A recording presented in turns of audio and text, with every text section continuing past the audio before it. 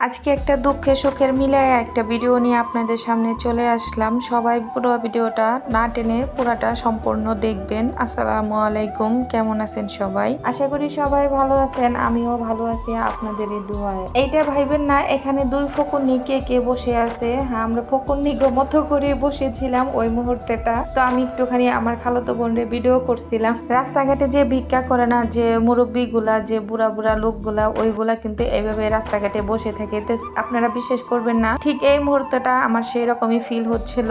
তো আমি একটুখানি ভিডিও করছি, পুরাটা ভিডিও করি নাই। এইটা ছিল ওই সময় আমরা বিড়াল নিয়ে গেছিলাম, আমাদের প্রথম বিড়াল বিক্রি করা। হ্যাঁ, আলহামদুলিল্লাহ 3টা বিড়াল আমরা বিক্রি করতে পারছি। আর যাই দাম বিক্রি করতে পারছি আলহামদুলিল্লাহ, আমরা যা চিন্তা করছিলাম তার থেকে বেশি ভালো বিক্রি করতে পারছিলাম। আর একজন ভাইয়ার মাধ্যমে গিয়ে আমরা আর কি এইখানে বিড়ালগুলো দিয়ে আসছি। আর আলহামদুলিল্লাহ অনেক ভালো দামে বিক্রি করছি। সবাই মনে করে বিড়াল পালা অনেক সহজ, আসলে এতটাও সহজ না। যখন কিনছিলাম তখন অনেক সহজই মনে করছিলাম, কিন্তু অনেক কঠিন হয়ে গেছে। কারণ আমাদের বিড়ালগুলা দুটোটাই বেবি দিছে, আমারটা আমার বোনেরটাও। 10টা বিড়াল হয়ে গেছে। আর এতগুলা বিড়াল নিয়ে তো পাগল হওয়ার যাওয়ার অবস্থা। তো এতগুলা বিড়াল তো আর একসাথে পালা সম্ভব না। তো আমার বোন তো একটাও বিক্রি করবে না, সে বলে সবটি সে পালবে, আস্তে আস্তে দেখা যাক একটু বড় হোক। তো আমি অনেক ওরে বুঝায় সোজায় আমি কইছি একটা একটা করে বিক্রি কর, না হলে এতগুলা পালা একদমই সম্ভব না। আর এইগুলারে এতগুলারে খাবার দাবার দিয়ে কত যে খরচ তার কোনো হিসাব নাই। তো অনেক বুঝায়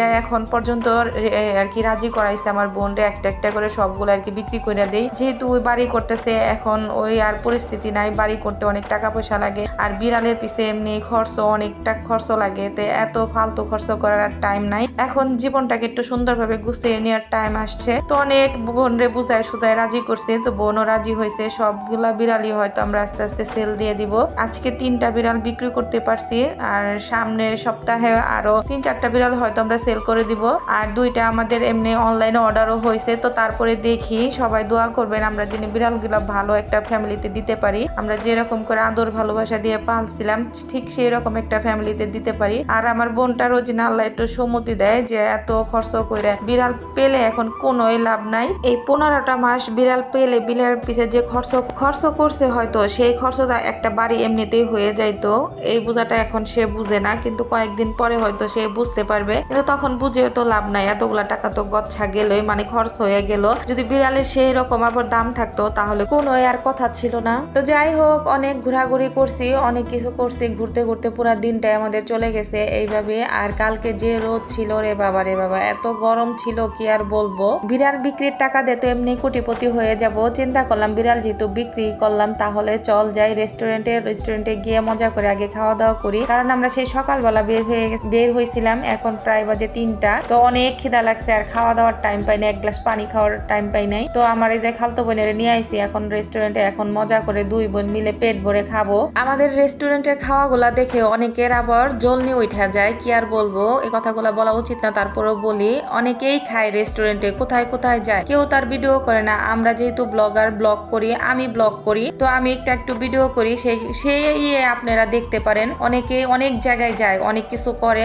আকাম কুকাম, সেগুলা তো আর ভিডিও করে না, দেখিও না। আর আমরা একটু রেস্টুরেন্টে যাই, একটু ভিডিও করি, সেগুলা আবার দেখে, এইগুলা দেখেই পিছনে বসে বসে সমালোচনা করে, এতটাই জলনি। আর এই রেস্টুরেন্টে তো যাই, আর যা করি না করি সবার সামনেই করি, সবকিছু আপনাদের সামনে উপস্থাপনাই করি। আমরা তার গোপনে কোনো কিছু করি না, আর খারাপ তেমন কোনো কিছু করতেছি না। আপনারা তো অনেক পিছনে অনেক কিছু করেন, কেউ কি বলতে পারবেন রেস্টুরেন্টে যান না বউ নিয়ে, পোলাপান নিয়ে, বা গার্লফ্রেন্ড নিয়ে, বা বয়ফ্রেন্ড নিয়ে? তাহলে আমরা যদি যাই, আপনাদের এত জ্বলনকে আর এত পিছনে এইগুলো নিয়ে সমালোচনা করানোর কি দরকার? এটাই কিছু বুঝলাম না। যাই হোক, কিছু মানুষে বলে না কয়লা ধুইলার কখনো ময়লা যাবে না, কিছু মানুষের জ্বলাই থাকবে। তো আপনারা জ্বলতে থাকেন। আর এদিকে আমাদের এই যে খাবার দাবার চলে আসছে। তো আমরা 2 বোন 2টা সেট মেনু অর্ডার করছিলাম। আর খাবারগুলা খেতেও অসাধারণ মজা ছিল, অনেক মজা ছিল। জানি না সারাদিন না খেয়ে থেকে খাবারগুলা খাইছি দেখে এতটা ভালো লাগছে কিনা। আর সাথে তো ছিল কোক তো থাকতেই হবে, কারণ এরকম খাবারের সাথে কোক খেলে অনেক ভালো লাগে। আর এই তো খাওয়া দাওয়া শেষ করে তারপরে আমরা বের হয়ে গেলাম। আর 2টা পার্সেলও নিয়ে নিছিলাম, কারণ বাসায় ছিল আমার ছোট বোন আর আমার আব্বা জান আম্মা জান, তো তাদের জন্য পার্সেল নিয়ে নিছিলাম। আজকে খাওয়া দাওয়া করতে করতে আপনাদের সাথে বিদায় নিয়ে নিব। কথা হবে অন্য কোনো ভিডিওতে, অন্য কোনো কিছু নিয়ে, অন্য কোনো বিষয় নিয়ে। তো আজকের মতো ব্লগটা এখানে আমি শেষ করে দিব। আর ভালো লাগলে অবশ্যই আমার ভিডিওটা লাইক কমেন্ট শেয়ার করে দিবেন। আর সবাই একটু পাশে থাকবেন, পাশে থাকলে তো ইনশাল্লাহ পাশে পাবেন। আসসালামু আলাইকুম। আলাইকুম, আল্লাহ হাফেজ।